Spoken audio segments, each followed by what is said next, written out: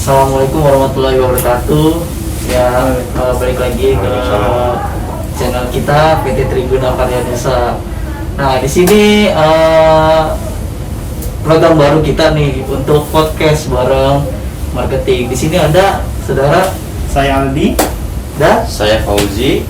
nah, mereka berdua ini jabatannya apa ya kalau boleh tahu? kita di sini bisnis konsultan.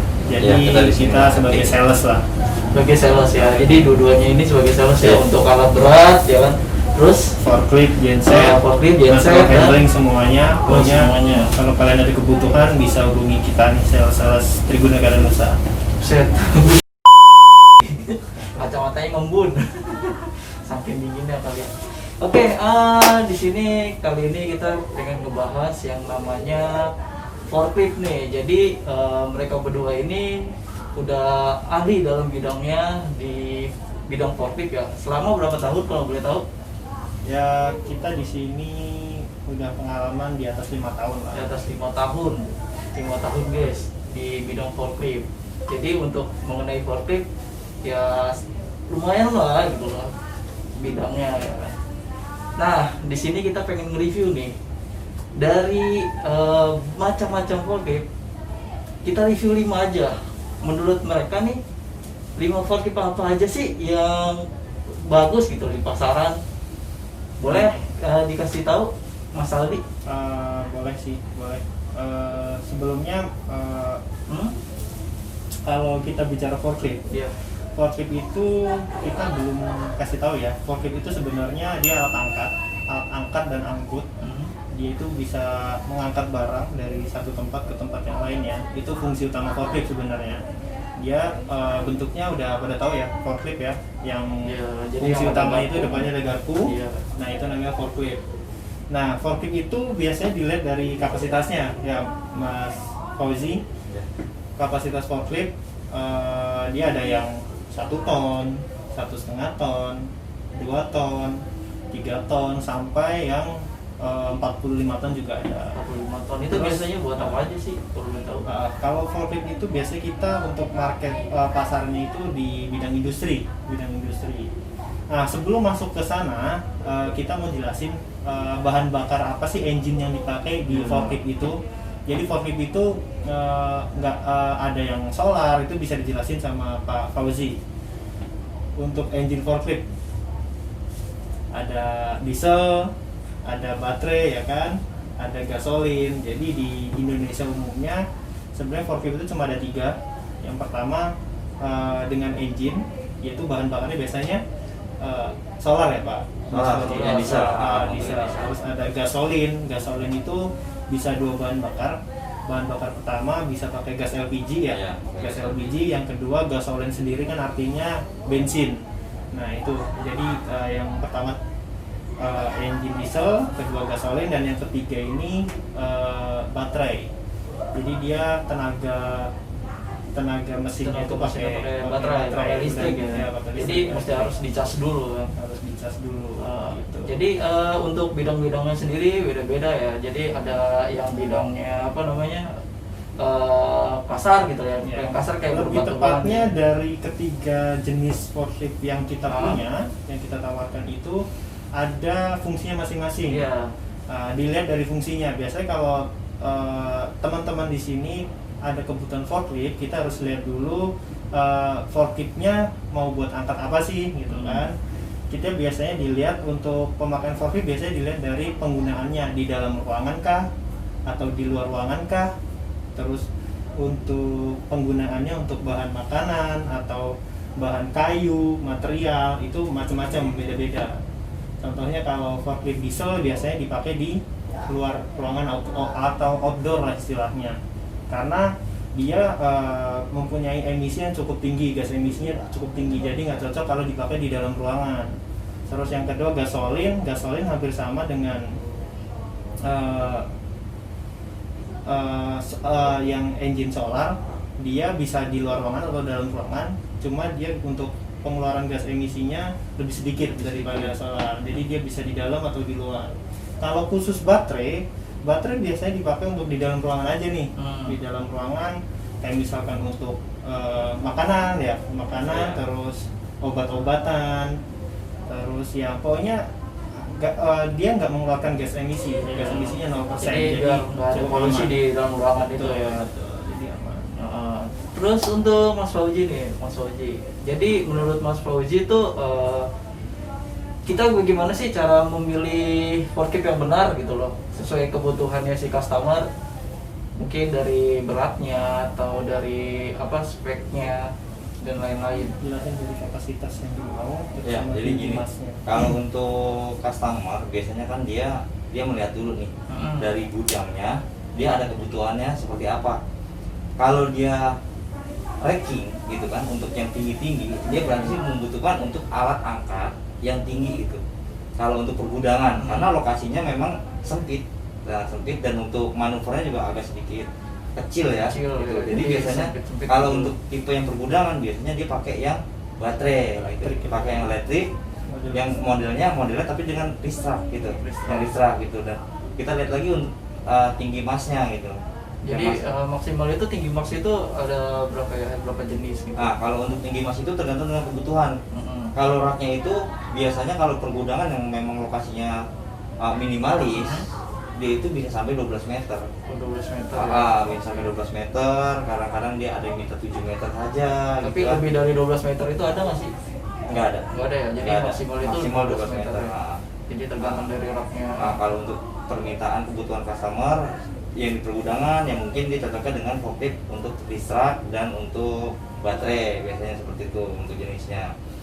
Dan kalau untuk yang dia minta untuk kita buat di outdoor, yang tadi Bapak Adi bilang buat di outdoor, berarti kita ngasih referensinya itu forklift yang diesel gitu buat di outdoor untuk angkut biasanya dari truk ke masuk pintu gudang gitu kan, nanti diteruskan lagi dengan yang forklift untuk yang elektrik atau enggak untuk yang gasolin gitu. Dia permintaan dia minta yang dari tonasenya dulu. Dia kebutuhan ala angkutnya itu sekitar 900 kilo ya. 900 kilo. 900 Jadi kilo, berarti jadi 9 sebenarnya ton ya. 900 itu 900 kilo, 900 kilo. 900 kilo. Oh ya. 900 kilo. Biasanya Oh, dia kalau pakai- 9.000 udah 9 ton ya. Ya. Oke. Itu dia kebutuhan dulu itu kan kebutuhan Nah, berapa yang angkat. berapa? Ya. Jadi untuk pemilihan forklift itu berarti kalau dia kebutuhan untuk angkat 1 ton, berarti dia harus spare ya, spare untuk forkliftnya berarti 1,5 ton itu udah cukup untuk angkatnya gitu loh. Tapi dengan ketinggiannya hanya 3 meter itu, dengan load centernya 500 gitu. Nah itu sudah cukup mumpuni lah untuk angkutnya barang tersebut. Gitu. Oke. Permintaan customer seperti itu, baru kita informasi untuk memberikan solusinya gitu. Memberikan solusinya baru kita kasih informasi lanjutnya untuk penawarannya, apa sih yang cocok dipakai di gudangnya dia gitu, atau enggak di bagian produksinya. Ya, jadi sesuai dengan kebutuhan Anda ya. Jadi kalau misalkan kalian nih mau mesen forklift nih sama mereka berdua, kalau bisa konsultasikan dulu kebutuhannya apa ya kan, terus kemudian dari spesifikasi si garpunya ya, mungkin ada yang paper roll itu kan yang buat apa namanya, attachment ya, attachmentnya itu buat yang apa namanya, drum ya kan, bisa jadi, benar nggak ya? Ya betul. Ya, jadi sesuaikan dengan kebutuhan Anda gitu loh. Mungkin kalau misalkan kalian masih bingung, bisa tanyakan nih kedua sales dari PT Triguna. Boleh konsultasi. Ya. Konsultasi kita gratis. Konsultasi ke mereka berdua itu gratis. Sama Nanti kayak kalian linknya nih, subscribe ke link kita di sini juga gratis, nggak bayar. nggak bayar ya kan. Nanti kita kasih nih nomor teleponnya nih di bawah, oke? Siap, Untuk mau konsultasi. Oke, balik lagi ke topik nih. Untuk 5 forklift terbaik menurut mereka berdua sih, mereka berdua itu apa sih gitu? Oke. Coba untuk Mas Ali. Oke, kalau forklift ya, kita bicara forklift. Biasanya kalau di Indonesia ini kan masyarakat Indonesia cenderung memilih brand ya, brand Iya. atau merek dari berbagai macam jenis forklift itu kan. Di sini biasanya populer di Indonesia ada beberapa ya. Jadi forklift itu di Indonesia umumnya ada terbuat dari beberapa negara. Yang pertama itu Cina, Jepang, terus ya wilayah Asia lah ya, ada Cina, Jepang, terus Korea, Iya, terus Korea. Taiwan, terus ada lagi kalau misalkan speknya udah tinggi dia pakai brand-brand Eropa kayak Jerman dan macam-macam gitu. Oke, kita bicara mengenai forklift yang umum di Indonesia. Kita kan di wilayah Asia nih. Di wilayah Asia tuh biasanya yang umum banget dari harga yang paling tinggi sampai yang paling murah kita infokan. Forklift di Indonesia yang paling cenderung paling tinggi nih harganya. Yang pertama itu Nissan.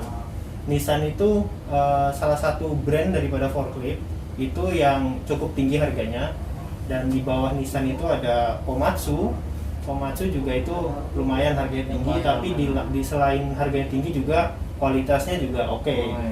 Terus Toyota termasuk brand yang mempunyai populasi forklift di Indonesia sendiri itu cukup banyak. Yang keempat ini ada TCM. Terus yang kelima itu ada Mitsubishi. Itu untuk brand-brand Jepang sih, brand-brand Jepang. Tapi ada macam-macam di Indonesia itu brand-brand dari Cina itu banyak kayak Longking, terus kayak Liugong itu kan ada, itu brand-brand dari Cina dan macam-macam lagi. Ada Hangcha itu kan, macam-macam. Terus ya rekomendasi dari kita sih yang umum dipakai di Indonesia itu yang pertama, kalau untuk cari forklift kita harus tahu dulu nih brandnya, karena setiap brand itu mempunyai ciri khas masing-masing nih. Iya, Ciri khas benar. selain dari harga itu kan, selain Iya. dari harga tapi Dari fungsional dari juga mungkin ya. dari ya engine-nya juga macam-macam. Oke. Ada yang ya tuh yang tadi udah dijelaskan untuk berbagai engine-nya. Gitu.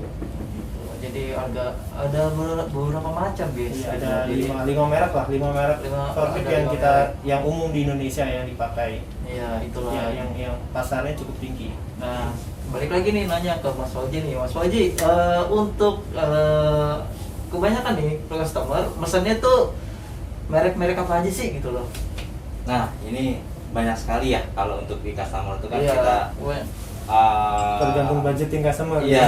Jadi semuanya tergantung budget customer. Terus. Tergantung duit. Tapi seperti ini, kalau kita lihat banyak customer yang info kita, permintaan customer, dia di lapangan dia seperti apa dia mintanya, itu kebanyakan sih dia mintanya brand yang Jepang, karena di Indonesia ini kan perusahaan banyak yang Jepang. Iya, Seperti brand- itu, brand Jepang dulu nih pertama. Berarti kayak Toyota Kayak gitu. Toyota, Mitsubishi, Komatsu gitu kan. Nah setelah itu baru lihat lagi, kalau harganya tinggi berarti dia larinya ke budgeting untuk yang rendah Iya. gitu. Nah makanya dia nyari lagi untuk yang model yang Cina gitu, Yang untuk Cina. masa itu. Hmm. Yang penting dia mengeluarkan investasi untuk forkliftnya itu sebanding dengan apa yang dia hasilkan gitu kan. Kalau perusahaan kan seperti itu. Nah, kalau untuk seperti itu permintaannya gitu. Oke, jadi tergantung lagi guys ya. Soalnya kebanyakan di Indonesia itu perusahaannya kebanyakan perusahaan Jepang ya kalau Iya, nggak salah ya. perusahaan Jepang. Perusahaan Jepang kemudian disusul sama perusahaan Cina ya. Korea. Nah, itu seperti itu. kebanyakan seperti itu guys. Jadi tergantung dari customernya mintanya seperti apa gitu. Karena di setiap brand itu pasti ada kekurangan dan kelebihan. Nah, terus untuk estimasi harga nih, customer pasti ya kalian juga pasti pengen tahu kan estimasi harganya berapa sih gitu loh, dari forklift Cina, Jepang dan Asia yang lainnya gitu loh, kayak Eropa dan lain-lain. Gimana Mas Ardi untuk urusan harga nih, estimasinya berapa sih? Baik.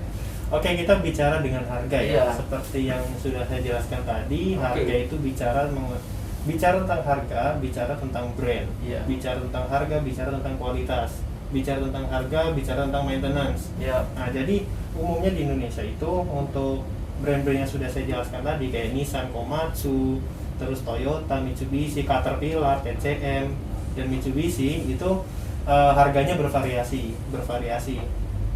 Nah, terus kalau dilihat mengenai harga, biasanya kita harus apple to apple nih.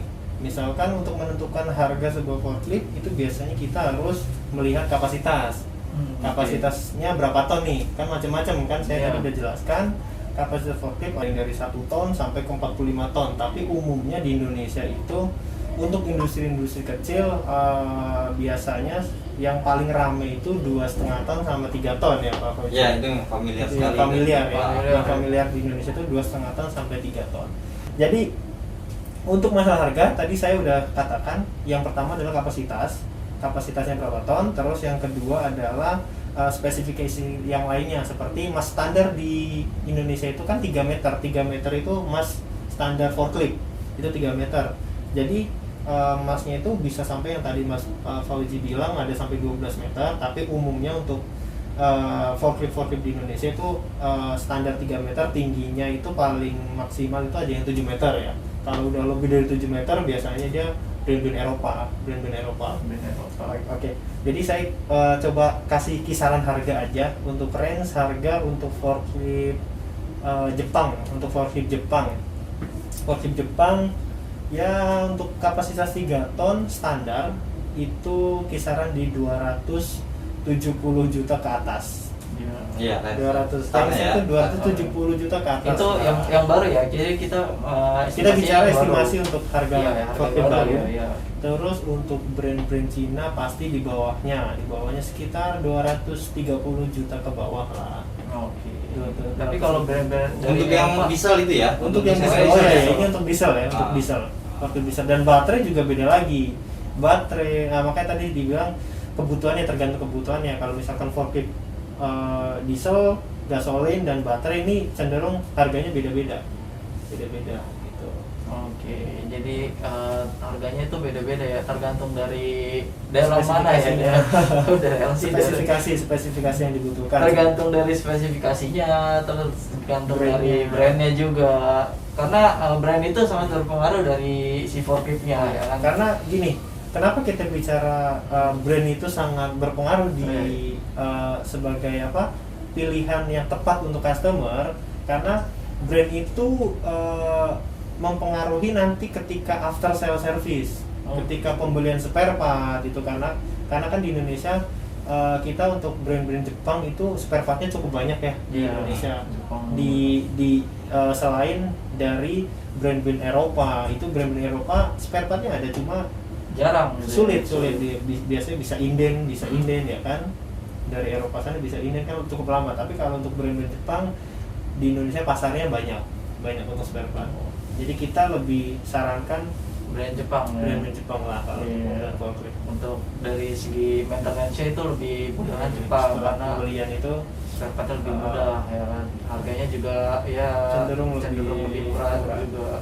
Mungkin kalau misalkan kalian masih ada yang mau ditanyakan, linknya ada di sini nih. Sama nomor HP-nya dia tuh ada di sini semua nih.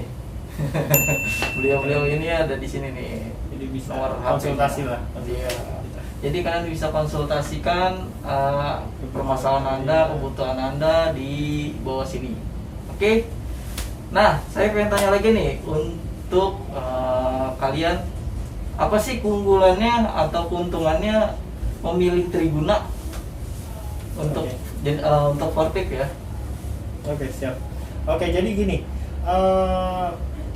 PT Triguna Karya Nusa sendiri, kita itu bermain di forklift atau material handling ya. Material handling itu pengalaman kita lebih dari 9 tahun lah, dari tahun 2010 ya Pak Fauzi, dari 2010.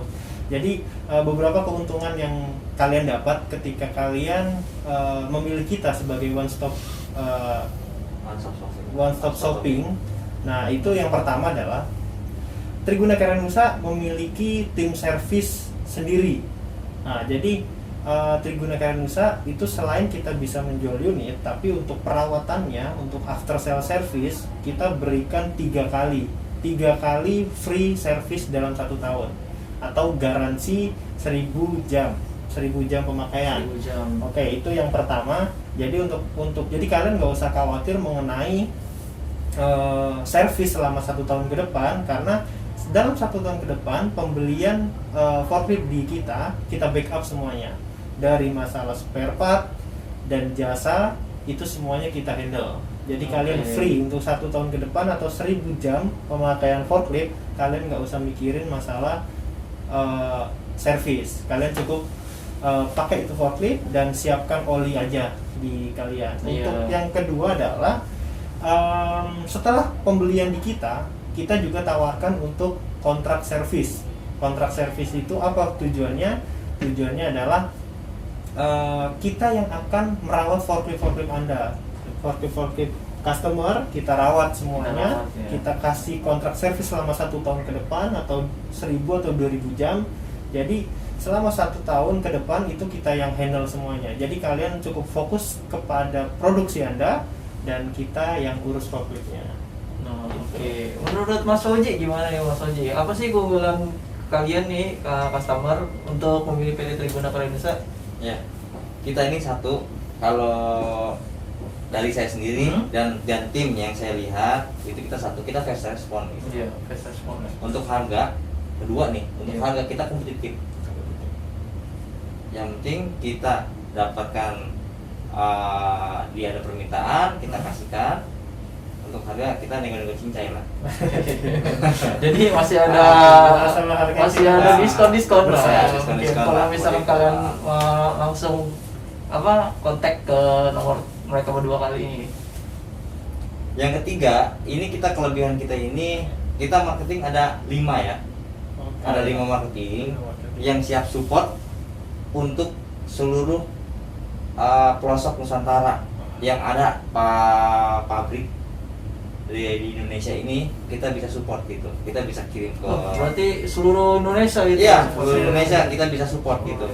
Nah, karena apa? Kita punya poin-poin servis ya. Poin-poin servis di setiap kota-kota besar. Setiap kota-kota besar kita ada poin servisnya di situ gitu. Nggak usah khawatir. Nggak usah khawatir. Karena kita tadi kayak Pak Mas Andri bilang, kita punya tim sendiri untuk servis gitu ya, untuk perawatan, untuk spare part consumable gitu.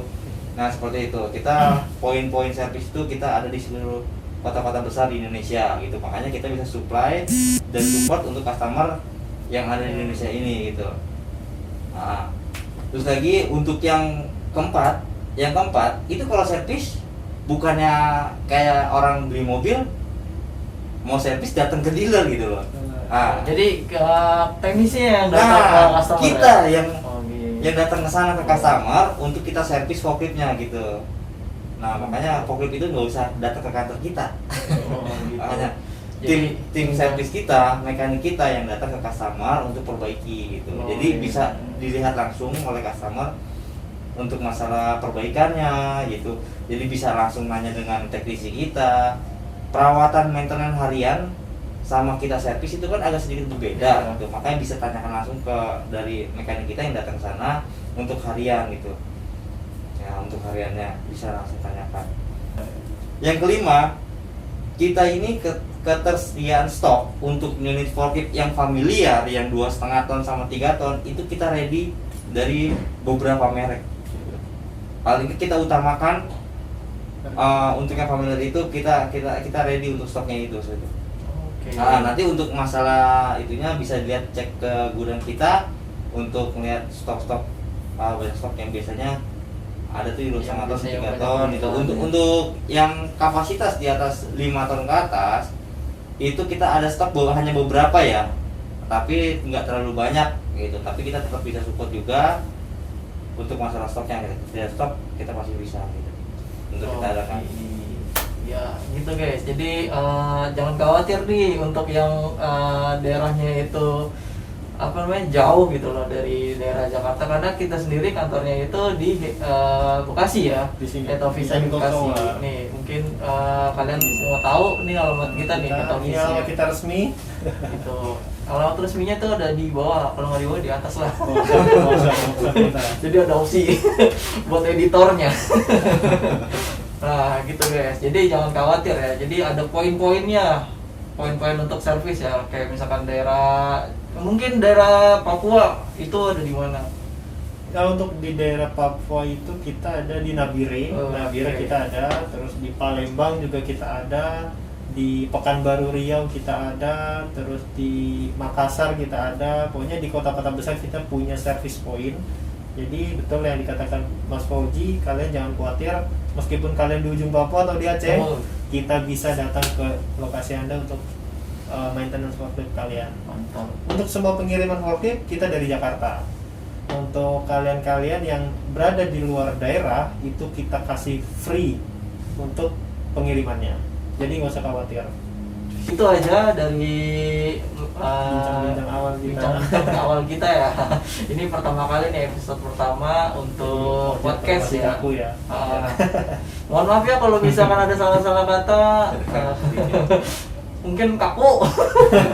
Bener dah, mungkin kaku karena juga saya baru pertama kali dan mereka berdua juga baru pertama kali untuk diwawancarain sama saya gitu loh.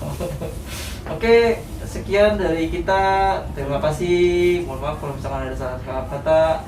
Dan terus saksikan video-video dari channel PT Trigona Karya Nusa. Jangan lupa like, subscribe, dan komen. Oke, terima kasih. Assalamualaikum warahmatullahi wabarakatuh.